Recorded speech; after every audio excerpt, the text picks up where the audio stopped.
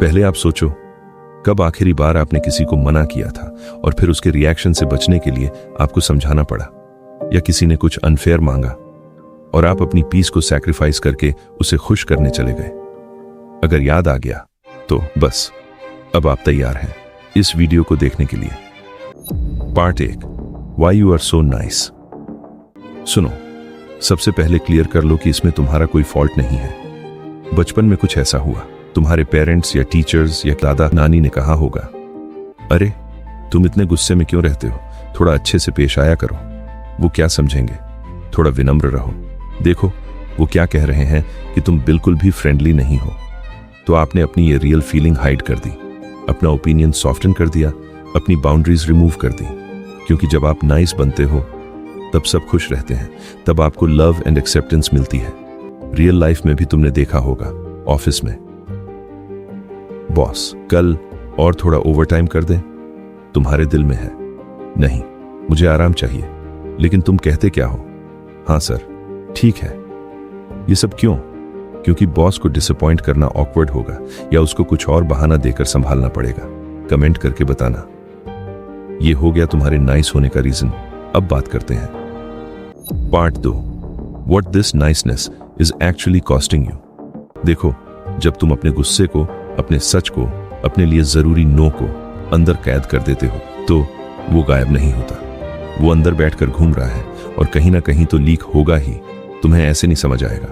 2-3 scenario बताता हूं। Boss ने कुछ छोटी सी मिस्टेक पॉइंट कर दी एंड रिजल्ट, तुम ओवर रिएक्ट हो गए। क्यों भाई?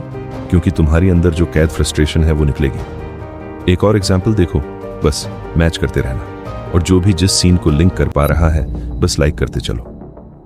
दोस्त ने सीधे नो कहा और समझाया नहीं। आपने डिसाइड कर लिया कि वो इनसेंसिटिव है। क्यों? क्योंकि आप अपनी बाउंड्रीज जानते ही नहीं हो, भूल चुके हो, और दूसरे की बाउंड्रीज सेल्फिश लग रही हैं। इसमें सिंपल टर्म बताता हूं, कभी नहीं भूलोगे। जब भी तुम सिर्फ नाइस बनते हो ताकि दूसरे को बुरा ना लगे, तो तुम्हारे अंदर एक सीक्रेट एंगर बिल्ड होता है, और ये धीरे धीरे सबको प्रभावित करता है, चाहे वो तुम्हारा परिवार हो, तुम्हारे रिश्ते हो, या तुम्हारी हेल्थ हो।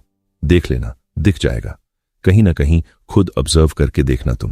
Part 3, real observations. बाबू मोशाय, जिंदगी बड़ी होनी चाहिए, लंबी नहीं। क्या बढ़िया डायलॉग है राकेश खन्ना का। आपका कोई दोस्त या परिवार का सदस्य हर जगह तुम्हारा फायदा ले रहा है, तुमको पता भी है, लेकिन तुम बोलते नहीं क्योंकि उनको हर्ट होगा या रिश्ता खराब हो जाएगा, और धीरे धीरे तुम उस इंसान को हेट करने लगते हो। ये सबसे अच्छा है मना कर दो और अपनी प्रायोरिटी देखो, क्योंकि अपने आप को सैक्रिफाइस करने से कोई फायदा नहीं होने वाला। इसमें यह मत सोचो कि बुरा बन जाऊं, मतलबी बन जाऊं, या किसी को इंटेंशनली हर्ट करूं, बल्कि ये समझो कि अपने ट्रू सेल्फ को अलाउ करूंगा, बाउंड्री सेट करूंगा। जब जरूरी होगा अपने पीस को दूसरे के कंफर्ट से ज्यादा इंपॉर्टेंस दूंगा। प्रैक्टिस कैसे करें वो भी बता देता हूं।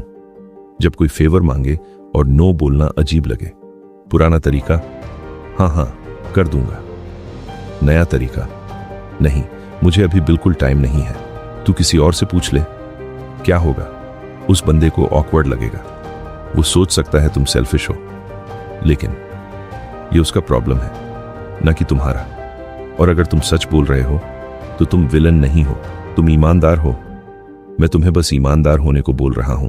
जो महसूस कर रहे हो वो बता दो, अंदर ही अंदर मारो मत। ये विलन नहीं है, ये असली सेल्फ अवेयरनेस है। जो अंदर ही अंदर बन रहा था उसे खत्म करना है। किसी का गुस्सा प्रूफ नहीं है कि तुम गलत हो, सबूत यह है कि तुमने उन्हें इनकन्वीनियंट कर दिया। और जो बंदा तुम्हारी सॉफ्टनेस से फायदा ले रहा था वो नेचुरली अपसेट हो जाएगा। 2 चीजों में से एक चुनो, do you want to be liked और do you want to be free, क्योंकि दोनों साथ नहीं आ सकते। छोटे छोटे स्टेप से शुरू करो। पहले दिन एक छोटी नो बोलो, समझाओ मत। दूसरे दिन अपना ओपिनियन रखो, चाहे वो इंपॉर्टेंट लगे या ना लगे। तीसरे दिन अपने गुस्से को निकालो, सप्रेस मत करो। अगले दिन अपने जरूरी काम को प्रायोरिटी दो, किसी के अनप्लान्ड काम को बाद के लिए टाल दो। और जब तुम अपने आप को एक्सेप्ट करोगे, जो लोग जो सच में तुम्हारे हैं वो एक्सेप्ट करेंगे और बाउंड्रीज की रिस्पेक्ट भी करेंगे, और जो सिर्फ तुम्हारी सॉफ्टनेस के लिए होंगे वो भाग जाएंगे और ये ठीक है। बस याद रखना, नाइस रहना गलत नहीं है, लेकिन अपने आप को सिर्फ नाइस दिखने के लिए मिटा देना ये सबसे बड़ी बदसलूकी है। आज के लिए बस, बहुत बहुत धन्यवाद।